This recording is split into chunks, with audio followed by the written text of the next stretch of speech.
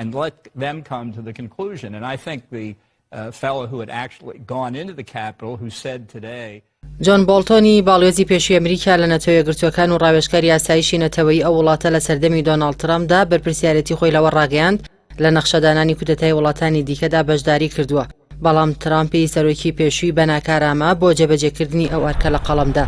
لەبارەی هێرشی لایەنگرانی ترامپ بۆ سەرتەلاری کۆنگرێس لە دیمانەیەکدا لەگەڵ تۆڕی CNN دا بۆڵتۆن ئاماژەی بەوەدا کە ترامپ کەسایەتێکی ناکارامە بۆ لە بەڕێوەبردننی کودەتادا بۆ پێی کە ناوبراو خۆی بەشداری کردووە لە داڕشتنی نەخشە بۆ کودەتاکان کە ئەو پێی وایە ئەو کردەیە کاری زۆر پێویستە. جیکتابری بێژەر بە بۆڵتۆنی گوت مرۆڤ پێویستی بەو توانایە نییە تا هەوڵی کودەتا بدات، بەڵام ناوبراو بە خێرایی وەڵامی دایەوە کە کۆک نییە لەگەڵ بۆچوونەکەیدا، چونکە بە شێوەی کەسی کە لە نەخشە داڕشتنی کودەتاکاندا بەشداری کردووە ئەڵبەتە لە ناوخۆی وڵاتدا نا بەڵکو لە دەرەوەدا ئەوە کاری زۆری پێویستە. بەرپرسە پێشوەکەی ئەمریکا ئاماژەی بە کودەتا شکست خواردوەکەی 2019 ڕێبەری ئۆپۆزیسیۆنی ڤەنزوێلا خوان گوایدۆ کرد کە واشنگتۆن پشتیوانی دەکرد بۆ لادانی سەرۆک نیکۆلاس مادۆرۆ.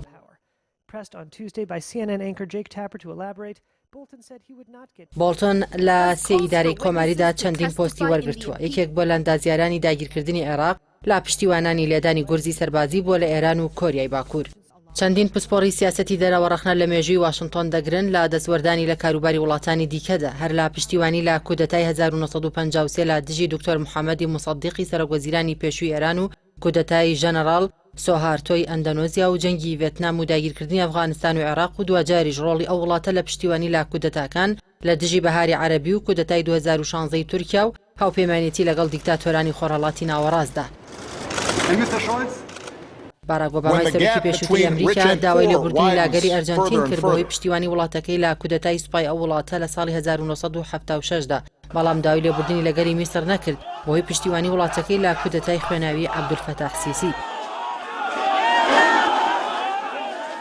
ئان پاترسۆنی باڵێزی ئەمریکا لە قاهیرە لە کۆبوونەوەی کۆنگرێسدا ڕایگەیاند ئەو بودجەی بۆ دامەزراوە کەسایەتیە میسریەکان بۆ بەهێزکردنی دیموکراسی و مافی مرۆڤ و مافی هاوڵاتی بوون خەرج کراوە، لە کاتێکدا بوو میسریەکان ئەویان لە بیرە کە وەزیری هاریکاری نێودەوڵەتی فایزە ئەبوو نەجا لەو بارەیەوە ڕایگەیاند هەر لە سەرەتاوە ئەو بودجەیە ئامانجی لە ناوبردنی شۆڕشی گەلی میسر بوو.